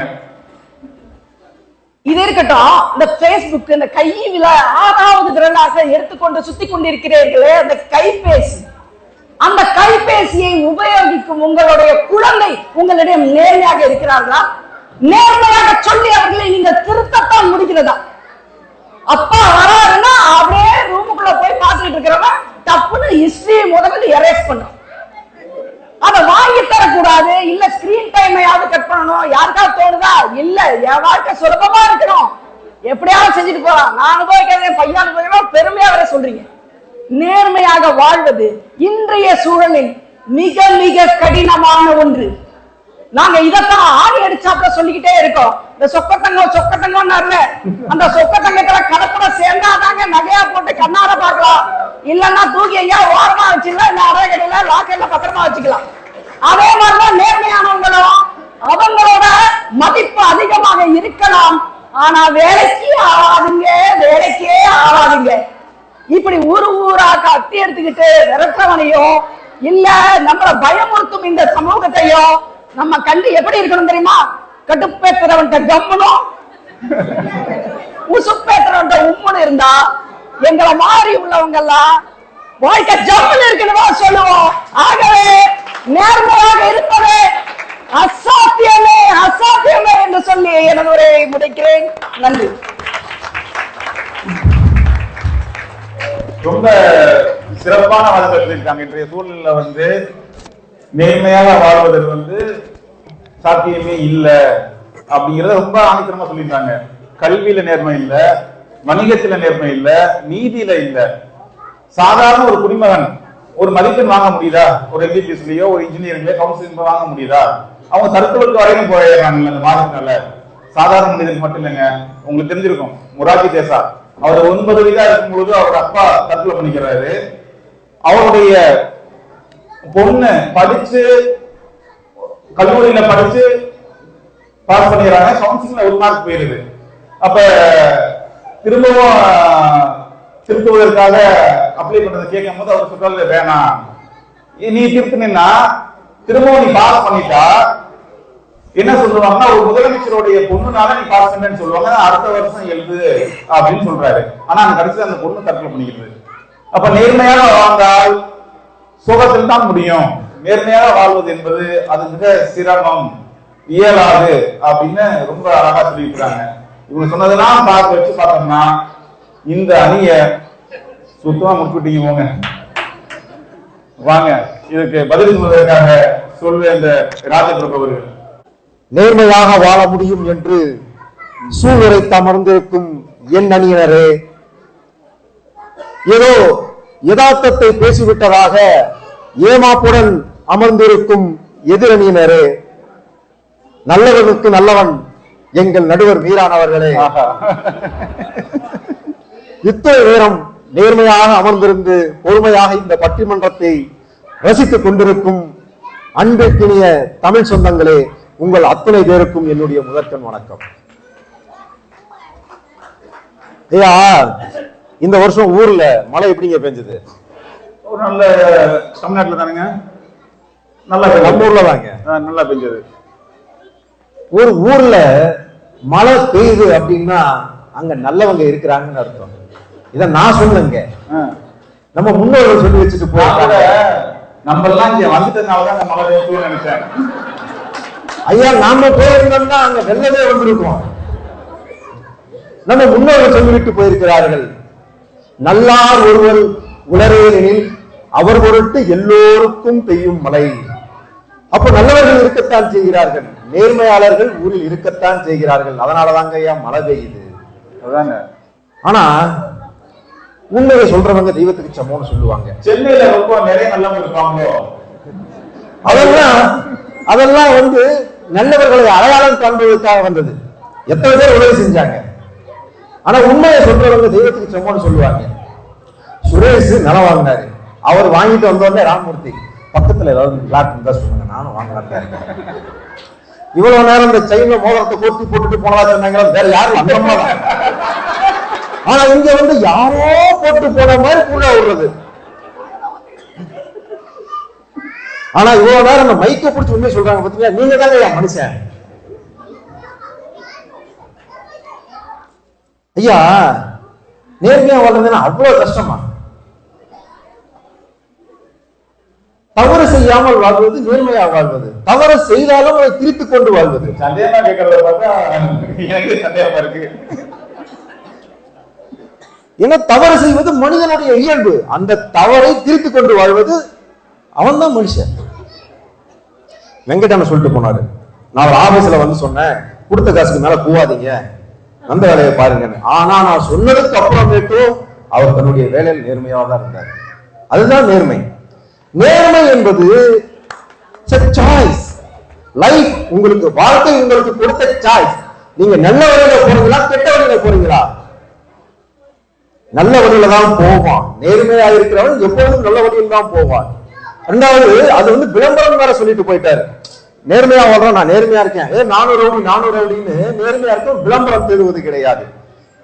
புத்தர் சொல்லியிருக்கிறார், நேர்மையா இரு, அதை நிரூபிக்க பாடுபடாதே. நேர்மையா இருப்பவர்கள் யாரும் தங்களை விளம்பரப்படுத்திக் கொள்வதில்லை, அதனால உங்களுக்கு தெரிவதில்லை. அடுத்து இந்த ஓட்டுக்கு பணம் வாங்கிட்டு ஓட்டு போடுறாங்க. அதே தொகுதியில் ஒரு நல்லவன் இருக்கும், அவருக்கு ஒரு 4000 ஓட்டு விழுந்திருக்கும். உங்களை கொண்டு போய் நேரம் அங்கேயே குத்த சொன்னாங்க. நீங்க தானே போட்டீங்க, யாரும் கையை பிடிச்சிட்டு போய் இந்த ஓட்டு போடுங்கன்னு சொல்லவில்லையே. அது நீங்கள் எடுத்துக்கொண்ட சாய்ஸ். அது இது இவங்க பண்ற ஏளனம் எப்படி தெரியுமா? ஒருத்தனை பிடிச்சிட்டாங்க, ஏன்னா 500 ரூபாய் வாங்கிட்டு ஓட்டு போட்டிருக்கியாமே. அவன், ஐயா நானாவது பரவாயில்ல, பக்கத்து வீட்டுக்காரன் 1 பைசா கூட வாங்காம ஓட்டு போட்டிருக்கான். அவன் நேர்மையாக இருப்பவரையும் ஏளனம் செய்து கொண்டிருக்கிறார்கள் இவர்கள். அடுத்து ராமமூர்த்தி, அரசாங்கம் டாஸ்மார்க்கை நடத்தி எல்லோரையும் குடியாரங்கள் ஆக்கி கொண்டிருக்கிறது. நானும் எத்தனையோ டைம் போயிட்டு இருக்கேங்க அந்த சைடு. எனக்கு கையை பிடிச்சி எடுத்து இந்தா வந்து குடி அப்படியே ஒரு பையன் கொடுத்தது கிடையாது. அது நீங்களா போய் குடிக்கிறது. இதுல வந்து பாத்தீங்கன்னா அரசாங்கத்து மேல குறை சொல்லிடுறது. நீங்க குடிக்கிறதுனாலே அரசாங்கம் நடத்துது, குடிமக்களின் தேவையை அரசாங்கம் பூர்த்தி செய்கிறது. இது தப்பாங்க. இப்ப அந்த பட்டிமன்ற வச்சிடலாம், மக்கள் குடிப்பதனால் டாஸ்மார்க்கா, அரசாங்கம் மறுக்கிறதால் மக்கள் குடிக்கிறார்களா? இன்னொன்னு, சமுதாயம் மேல அழுத்தத்தை போட்டுக்கிறது. சமுதாய அழுத்தம், சமுதாயம் என்னையெல்லாம் நல்லவனாவே வாழ விடுறது இல்லை அப்படின்னு. இதெல்லாம் வந்து பாத்தீங்க அப்படின்னா சுத்தமான செட்டில் ஆத்ம உருட்டு. அதாவது ஒருத்தன் ஃபுல்லா குடிச்சிட்டு நின்று இருந்தாங்க. போலீஸ்காரன் கூப்பிட்டு கேட்டிருக்கான், ஏன்னா அறிவில்லையா இப்படி குடிச்சிட்டு நின்று இருக்கே அப்படின்னா, ஐயா சூழ்நிலை அப்படி ஆயிடுச்சுங்க அப்படின்னு. போலீஸ்காரன் மனசு இறங்கி அப்படியே போய், என்னப்பா அப்படி என்னப்பா சூழ்நிலை ஆச்சு? பாட்டில் மூடி தொலைஞ்சு போச்சுங்க, அதனால புதுசா குடிக்க வேண்டியது. இந்த மாதிரி இவர்கள் தவறான வழியை தேர்ந்து கொண்டதற்கு சமுதாயத்தின் அழுத்தம் காரணம் என்று இவர்கள் சொல்லிக் கொண்டிருக்கிறார்கள். நேர்மையாக வாழ்வது என்ன? மற்றவர்களுக்காகவா? மனத்துக்கண் மாசுவனாதல், உன் மனதுக்கு நீ குற்றமில்லாதவனாக வாழ வேண்டும், அதுதான் நேர்மையாக வாழ்வது. ஒரு தவறு செய்து விட்டால் குற்றமுள்ள நெஞ்சு எப்பொழுதும் குறுகுறுக்க செய்யும். அன்னைக்கு நேற்று நம்மளால உண்மையை தூங்கிட முடியுமா? எங்க வெங்கட் மாமால படிக்கிறதும் தெரியாது, தூங்குறதும் தெரியாது. என்னங்க வந்து ஏதாவது சொல்ல வந்து அடுத்த நிமிஷமே டர்ன்னு குரட்டையை விட்டுருவாரு. அவ்வளோ நல்லவர், ரொம்ப நல்லவர் அவரு. ஆனா இங்க பேசுறது மட்டும் வந்து அது அவர் கூட விளம்பரம் தேடுறது கிடையாது. அதான் காரணம், நல்லவர்கள் விளம்பரம் தேடுவது கிடையாது. பிள்ளைக்கு அறிவுரை சொல்லுவோம் இல்லைங்களா, தம்பி பரீட்சை நடக்குது, தாபாரு இந்த பாக்கெட்ல 2 பிட்டு, அந்த பையன் இருக்கான் அவன் பக்கத்துல உட்கார்ந்து எழுது, லைட்டா பார்த்துட்டு ஃபுல் மார்க் வாங்க. எந்த பெற்றோர்களாவது சொல்லுவோமா? வீடியோ அவர்களோடு உட்கார்ந்து நாமும் படிச்சு பையன் நல்லபடியா நேரடியா பரீட்சை எழுதி மார்க் வாங்கிட்டு வந்தா அது உங்களுக்கு பெருமையா? இல்ல பேப்பரை சேஸ் பண்ணி பிட்டர்ஸ் மார்க் வாங்கிட்டு தான் உங்களுக்கு பெருமையா? சொல்லுங்க. நேர்மையா படிச்சாதானே நம்ம பிள்ளைகளை நம்ம அப்படியான வளர்த்து ஆசைப்படுகிறோம். ஆக இங்க நேர்மையான சூழ்நிலை இருக்கிறது, அதை நீங்கள் ஏற்றுக்கொள்ளவில்லை. அந்த சூழ்நிலையை நீங்கள் வந்து குறை சொல்கிறீர்கள், சூழ்நிலை இல்லை என்று. சூழ்நிலை இருக்கிறது, அதை நீங்கள் ஏற்றுக்கொள்ளவில்லை என்பதுதான் என்னுடைய வாதம். இங்க நேர்மையா வாழ்றதுக்கு 2 உதாரணங்களை நான் சொல்லிக் கொண்டு விரும்புகிறேன். ஏன்னா யார் எப்படி இருந்தாலும் சரி, பணக்காரனா இருந்தாலும் சரி நேர்மையா இருக்க முடியாது, ஏழையா இருந்தாலும் சரி அவனால் நேர்மையா இருக்க முடியாதுங்கிறது இவர்களுடைய வாதம். 2 பேருக்கு நான் வந்து உதாரணம் காட்டுறேன். ரத்தன் டாட்டா எவ்வளவு பெரிய பணக்காரர், அவர் பேங்க்கு போகும்போது கூட அவ்வளவு பெரிய பணக்காரர், வங்கி அலுவலர் ஓடி வந்து சொல்லுவாரு, ஐயா நீங்க நிக்காதீங்க முன்னாடி வாங்க, நானும் மற்ற மனிதர்களை போலதான் கோயில் நான் வரிசையில இருந்து தான் வருவேன்னு போனவர் ரத்தன் டாட்டா. அவ்வளவு பெரிய பணக்காரர். அடுத்து பாலம் கல்யாண சுந்தரம் ஐயா அவர்கள் தான் சம்பாதித்த மொத்த தொகையுமே அடுத்தவர்களுக்காக செலவு செய்த பெரிய வள்ளல். அவர் பெரிய பணக்காரலாம் கிடையாது, சாதாரண ஒரு லைப்ரரியனா இருந்து தான் சம்பாதித்த மொத்த பணத்தையும் அடுத்தவர்களுக்காக செலவு செய்த வள்ளல் பாலம் கல்யாண சுந்தரம் ஐயா. அவர்களெல்லாம் நேர்மையாக இருக்கும் பொழுது உங்களால் நேர்மையாக இருக்க முடியாது. இங்கு சூழல் இருக்கிறது நேர்மையாக வாழ்வதற்கு. நீங்கள் குறுக்கு வழியில போய் சம்பாதிக்கிற செல்வம் எப்படி தெரியுமா? விழலுக்கு இறைத்த நீர் போல, அது அருந்து போன காத்தாடி போல, எப்படி வேண்டுமானாலும் அது திசை மாறி போகலாம். எவ்வளவு பெரிய செல்வந்தர்கள் இருக்கலாம், 3 தலைமுறை தான், அந்த செல்வம் எல்லாம் காணாமல் ஓடி போய்விடும். நீங்கள் குறுக்கு வழியில் சம்பாதித்தீர்கள் என்றால் அது விழலுக்கு இறைத்த நீர் போல, அவ்வளவுதான். இன்னும் உண்மை சொல்றது ரொம்ப ஈஸிங்க. பொய்யை நீங்க நிறைய ஞாபகம் வச்சுக்க வேண்டியது இருக்கும். யாருக்கு என்ன சொல்லணும்னு தெரியாது. நான் இன்ஸ்டாகிராம்ல பார்த்த ஒரு டாக்டர் சொன்னார், இன்டெகிரிட்டி, அதாவது நீங்க பொய் மேல பொய்யா சொன்னீங்க அப்படின்னா உங்களுக்கு மன அழுத்தம் ஏற்படுதாங்க, பார்த்திருந்தீங்க. ஆக உண்மையை சொல்வது ரொம்ப சுலபம். ஒரு அழகான பாடல் உண்டு, பழைய பாடல். தங்கங்களே நாளை தலைவர்களே, நம் தேசம் காப்பவர் நீங்கள், சிங்கங்களே. அது ஏன் வயசு சொன்னீங்க? விஜய் வரதாட்சி பண்றாரு. அந்த பாட்டில் ஒரு வரி வரும், நேர்மையாய் வாழ்வதில் தோல்வியே இல்லையே. நீங்கள் நேர்மையாய் வாழ்ந்து பாருங்கள், அதில் தோல்வி என்றுமே கிடையாது. திருக்குறளிலே ஒரு அழகான குறள் உண்டு, பண்புடையார் பட்டுண்டுலகம் அது இன்றே மண்புக்கு மாய்வது மண். நல்லவர்கள் இருப்பதனால் தான் இந்த பூமி இருக்கிறது, அப்படி இல்லைன்னா என்னைக்கோ இது மண்ணு உள்ள புதைஞ்சு போயிருக்கும் அப்படின்னு சொல்றாரு. நல்லவர்கள் இருக்கிறார்கள். இறுதியாக ஒன்று சொல்லிக் கொள்ளுகிறேன். விவிலியம் சொல்கிறது, நல்ல மரம் எப்பொழுதும் ஒரு கெட்ட கனி தராது. உங்கள் பிள்ளைகள் நல்லவர்கள் என்று நீங்க நம்புகிறீர்களா? அப்பொழுது நீங்களும் நல்லவர்கள் தான். அதற்கு நீங்களே சாட்சி. நல்லவராக வாழ்வதற்கு இந்த சூழலை சாத்தியமே சாத்தியமே சாத்தியமே என்று கூறி என்னுடைய வாதத்தை முடிவு செய்து இடமும் வருகிறேன். நன்றி, வணக்கம். ரொம்ப சிறப்பாகவும் மிக அருமையாகவும் நேர்மையாக வாழ்வது சாத்தியமே என்று தன்னுடைய வாதத்தை சிறப்பாக ராஜபிரபு அவர்கள் கூறியிருக்கிறார். இப்போ நம்ம ஒரு முடிவிற்கு வரணும். இன்றைய சூழலில் நேர்மையாக வாழ்வது சாத்தியமா அசாத்தியமா அப்படின்னு முதல்ல இந்த அணியில் என்னென்ன சொல்லியிருக்காங்க அப்படிங்கிறத கொஞ்சம் சுருக்கமா பார்த்துருவோம். அவரு சொல்வேந்தர் சுரேஷ் சொன்னாரு, நீங்க நேர்மையா வாழ்றதுக்கு எங்கேயும் தர வேணாம், எனக்கு நான் நேர்மையா வாழ்றேன், நான் நேர்மையா நாள், அதே மாதிரி நீங்கள் நேர்மையாக இருந்தால் போதும், உலகம் தன்னால மாறிவிடும் அப்படின்னு. அதை தொடர்ந்து சொல்வேந்தர் ஹைதர் அவர்கள் மிக அருமையாக பல இலக்கியங்களையும் திரைப்பட பாடல்களையும் சொல்லி நேர்மையாக வாழ முடியும் என்று நல்ல கருத்துக்களை வச்சிருந்தாங்க. அதே மாதிரி ராஜபிரபு அவர்கள் இப்பொழுது முடிக்கும் போது திருக்குறள்ல இருந்து நிறைய கருத்துக்களை முன்வைத்து நேர்மையாக வாழ முடியும் அப்படின்னு. இப்ப இந்த அணியில் என்ன சொல்றாங்கன்னா, நேர்மையாக வாழ்ந்தால் நீங்க சொன்னாங்கல்ல, காமராஜர், காந்தி, கக்கன் இவங்கெல்லாம், அவங்களுக்கெல்லாம் சில தாங்க வைக்க முடியும். எத்தனை பேர் நேர்மையா வாழ்றோம்? 1-2 தானே. அப்படின்னு நம்ம இப்ப சொன்னதுல உதாரணத்துக்கு 1-2 தான் சொல்ல முடியுது, எல்லாத்தையும் சொல்ல முடியுதா அப்படின்னு இல்ல. இந்த அவர் இருக்காருல்ல, அலுவலகத்திலிருந்து அரசாங்கத்திலிருந்து அரசியலிருந்து எங்கேயாவது நாம் நேர்மையாக இருந்தால் ஒரு பாஸ்போர்ட் கூட வாங்க முடியுமா? அவர் பத்திரப்பதிவு பண்ண முடியலாரு. இப்ப அவர் ராமமூர்த்தி சொல்றாரு, அதுக்கு லோன்ல தான் முடிஞ்சு. நிஜமாவே நம்ம பத்திரப்பதிவுல பணம் கொடுக்காம வாழ முடியுமா? நாங்க என்ன இருக்கு ஆசைப்படுறேன், ஆனா விட மாட்டாங்கல்ல, சூழல் அப்படி இருக்குன்னு அவங்க சொல்றாங்க. இப்ப அந்த காலத்துல எடுத்துக்கோங்க, கக்கன், காமராஜர் இவங்க எல்லாம் சொல்றோம். ஆனா இன்றைக்கும் இருக்குல்ல சில நேர்மையானவர்கள் இருக்கத்தான் செய்யறாங்க. உதாரணத்துக்கு பெரம்பலூர் மாவட்டத்துல குன்னம்னு ஒரு கிராமம், அந்த கிராமத்துல தொகுதியுடைய எம்எல்ஏ போறாரு. போனப்ப அங்க ஒரு சிறுமி போய் கேட்கிறாங்க அந்த எம்எல்ஏ பார்த்து, எங்க ஊருக்கு ஒரு நூலகம் தேவை, நூலகம் வச்சு கொடுங்க அப்படின்னு. அவரு திரும்பி போயிட்டாரு. போன பிறகு அவர் யோசிக்கிறாரு. யோசிச்சுட்டு ஒரு ஆண்டுக்குள்ள அந்த அந்த எம்எல்ஏ நிதியில இருந்து நூலகம் திறந்து வச்சுட்டாரு. ஆனால் அந்த நூலகம் திறந்து வைத்தது எப்படி தெரியுமா?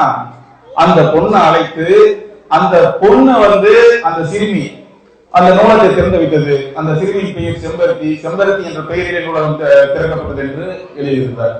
அப்ப அது முடியல அப்படின்னு இவங்க. அதே மாதிரி நமக்கெல்லாம் தெரிஞ்சதுதான், கொஞ்ச நாளைக்கு முன்னாடி செய்தியெல்லாம் பார்த்துருக்கோம். சில வருஷங்களுக்கு முன்னாடி ஒரு எம்பிபிஎஸ் கவுன்சிலிங்க்கு போவதற்காக ஒரு படிப்பறிவில்லாத தாயும் அந்த கவுன்சிலிங் செல்ல வேண்டிய அந்த மாணவியும் கோயம்புத்தூருக்கு போக வேண்டியது தெரியாம பஸ் ஏறி அவங்க எங்க போகணும்னு தெரியல. ஒரு கிராமத்துல இருந்து வந்தவங்க சென்னைக்கு போயிடுறாங்க. சென்னைக்கு போனப்போ அந்த சென்னையில இருந்தவங்கள்ட்ட போய் அட்ரஸ் கேட்கிறாங்க. அவங்களுக்கு அவ்வளவான அந்த பூர்வமான புது அறிவிக்கை எங்க போனேன்னு. சென்னையில் இருந்த அந்த 10 பேர் பார்த்து, அம்மா நீங்க கோயம்புத்தூர்ல போக வேண்டியது இருக்கு, நீங்க சென்னைக்கு வந்துட்டீங்களே, எப்படி கவுன்சிலிங் போறது அப்படின்னு சும்மா விட்டு போலங்க. அந்த 10 பேரோ 12 பேரோ சேர்ந்து உடனடியாக தன்னுடைய கோயம்புத்தூர்ல இருக்கக்கூடிய நண்பர்களுக்கு தொலைபேசியில் அழைத்து, இந்த மாதிரி 2 பேர் மாறி வந்துட்டாங்க, நாங்க அனுப்புறோம், உடனடியாக நாங்களே சொந்த செலவுல அவங்களுக்கு விமானம் டிக்கெட் எல்லாம் போட்டு உடனடியாக 1 மணி நேரத்துல விமானத்துல இறங்குவாங்க, நீங்க விமான நிலையத்துல அவங்களுடைய கார்ல அழைச்சிட்டு போய் கவுன்சிலிங் போயிடணும்.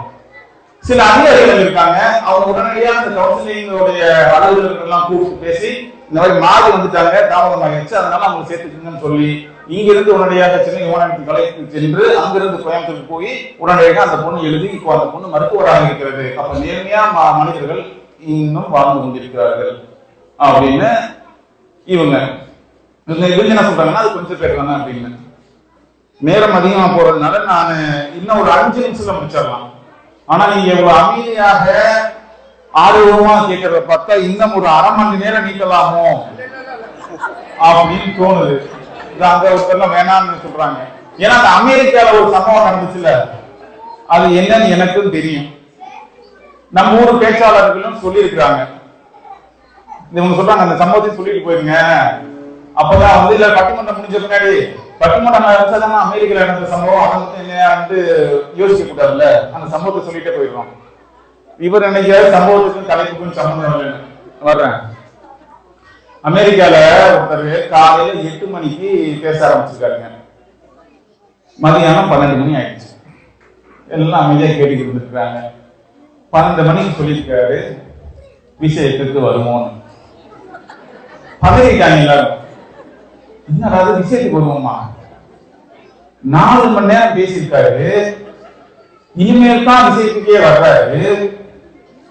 இவரு விஷயம் இல்லாமலே 4 மணி நேரம் பேசுறாருன்னா அப்ப விஷயத்தை எவ்வளவு நேரம் பேசுவாரு? ஆனா எல்லாரும் அமைதியா இருக்க மாட்டாங்க. அதுல ஒருத்தர் மட்டும் மேடைக்கு வந்துட்டாரு.